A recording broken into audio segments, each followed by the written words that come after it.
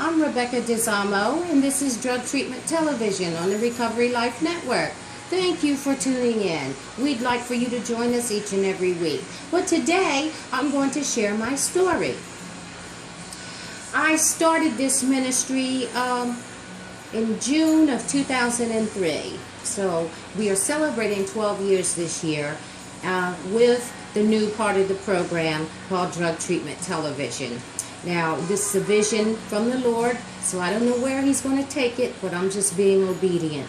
And I'd like to start with my story, because the Word of God says that they were delivered by the blood of the Lamb and the word of the testimony.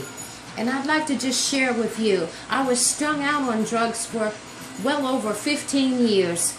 Crack cocaine, alcohol, pills, weed, anything I could get my hands on, basically. And it started out recreational, just on the weekends, living for the weekend, that sort of thing, we all know. But eventually, it caught up with me, because addiction is progressive and it'll slow walk you. And you'll wake up one day and realize that you're bound, you're caught up. You try to move, but you can't because you're bound. And I want to tell you today how the Lord set me free. It says in His Word, He came to set the captives free. And Lord knows He did that for me. I was delivered. I was healed right in the dope house. I will never forget this because it just changed my life so dramatically. I can't even explain to you what actually happened to me. I just know I was with some other people in a setting. We were all using, everybody smoking, getting high, drinking, whatever. And just out of the clear blue, I can't explain it, I started praising God. And see, I was raised up in church. I've known the Lord from a little girl. I've always known Him. But like so many, I backslid. I got to a certain age and decided I would go my own way. In fact, I told my mom, I'm not going to church again and you can't make me. And all she said was, okay, just keep living. And right before she passed, she said, I'm going to leave you in the hands of the Lord. And that was the best thing she could have done for me. She left me in the hands of the Lord. So this particular night, I'm with my friends, and we're partying and getting high. And like I said, for some reason, unbeknownst to me, I still can't explain it, I started praising God right in the middle of my mess. Well, some of the people got irritated with me. Others put their drugs down. And finally, the man whose house I was at, he said, well, you have to shut up that noise or get out. Well, I tried to keep quiet, but I couldn't. I just couldn't. It's like a fire shut up in my bones. And so finally, he got so angry, he went to the door and he opened the door and he said, you get out of here because you don't belong here. And I stepped across that threshold and I started thanking God. And I told him I'd been put out of better places. But for real, that was the day that I got delivered. I ended up going to rehab. I went to treatment. And I did my 90 and 90. I went to meetings and groups. But I'm here to tell you today, AA and NA did not help me. Because they told me I had a disease and that there was no cure and I was always going to be that way. And I thought to myself, well, what's the point if I'm always going to be this way? Once an addict, always an addict is a lie.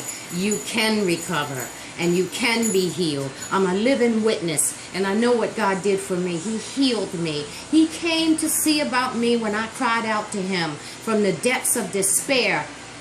He heard my cry. And He came and He delivered me. And I'm grateful today that He didn't let me die in my mess. I could have been dead, thrown in an alley or a dumpster, anywhere. No one would have known. They would have just said another drug-related death. But God, I'm thankful today, people, for what God did for me. He brought me to a place, when they say that you hit bottom. Well, I was as low as you could go. The only place lower would have been the grave. And Lord, I can't praise You from the grave. So I'm so glad You heard me and You rescued me. And I want to say to those of you who are out there, if you're struggling today, try Jesus. How many times have you been to treatment? Have you tried treatment? Have you tried AA? Have you tried NA? Now, I'm not bashing those things because they have their place. And you can get useful tools and information from attending these meetings. But if you really want to be healed, you really want your soul to be set free, you better cry out to God, because He is a deliverer. And He will hear you. He came to me in the middle of my mess, right in the dope house. He heard my cry and He set me free. I'm grateful today, people. As I look back over my life and I see I could have been gone, or I could have been crazy. One of the things that I used as an excuse to use was the death of my little girl. My 9-year-old daughter, Joy, passed away. She was diagnosed with cancer at the age of 7. And so we were back and forth to the hospital, surgery, radiation, chemo, the whole 9, and finally the hospice. I learned from that little girl not to be afraid of death and dying. She taught me. But it broke my heart to sit there and watch her day in and day out, and there was nothing I could do. And finally one day she asked me, "Mommy, what's it like to die?" And I said, "Well, baby, you just go to sleep. And when you wake up, you see Jesus." And she told me one day, "I want to go see God." When I complained to God because of her death, He took me back to that day and reminded me. She asked to come see me. How could I say no? So I said, "Okay, God, I got to take this one, but I'm not going to make it if you don't help me." But I started going back to church and doing the right things, or so I thought. And 5 years later, I go in my son's room to wake him up for school, and he's dead.